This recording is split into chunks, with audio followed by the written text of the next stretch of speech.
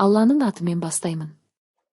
17-18 мамыр қараған түн қасиетті Зүл-Хиджа айының басталуы. Бұл мұсылман үшін ең берекелі, сауапқа толы ерекше уақыттардың бірі. Бұл ай қажылық, құрбандық, кешірім мен мейірім айы. Осы күндерде жасалған әрбір игі амалдың сауабы еселеніп жазылады. Зүл-Хиджа айында не істеу керек? 1. Ниетті түзету. Барлық амал ниетке байланысты. Осы айда Алла разылығы үшін өткіземін деп жүрекпен бекітіңіз. Таза ниет үлкен сауаптың бастауы. 2. Ораза ұстау. Зүл-Хиджаның алғашқы 9 күні ораза ұстау өте сауапты амал. Әсіресе 9 күні Арафа күні. Бұл күні ұстаған ораза өткен және келесі жылдың күнәларына кешірім болады деп айтылған. 3. Намазды көбейту. 5 уақыт намазды уақытында оқып қана қоймай, қосымша нәпіл намаздар оқуға тырысыңыз. Әр сәжде Аллаға жақындау. 4. Зікір айту, көп зікір айту ұсынылады.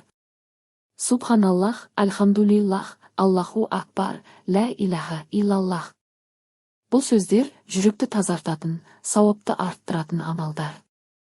5. Құран оқу. Күн сайын Құран оқуға уақыт бөліңіз. Тіпті бірнеше аят болса да тұрақты оқу маңызды. 6. Садақа беру. Мұқтаж жандарға көмектесу осы айдағы ең абзал істердің бірі. Кішкентай жақсылықтың өзі үлкен сауап әкеледі.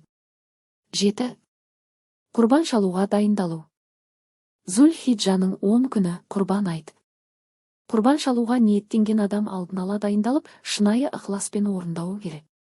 8. Күнәдан тыйылу. Бұл айда тек жақсылық жасап қана қоймай, жамандықтан да алыс болу маңызды.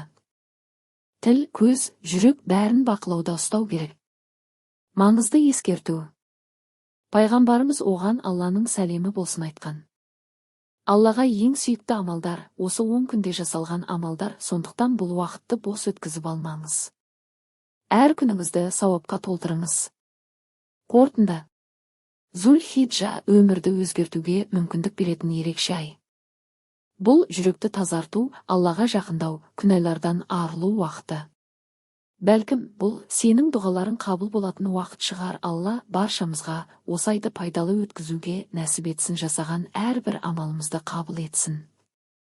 Отбасына амандық тілеймін. Лайк басып, пікір қалдырып, бөлісіп кетуді ұмытпа.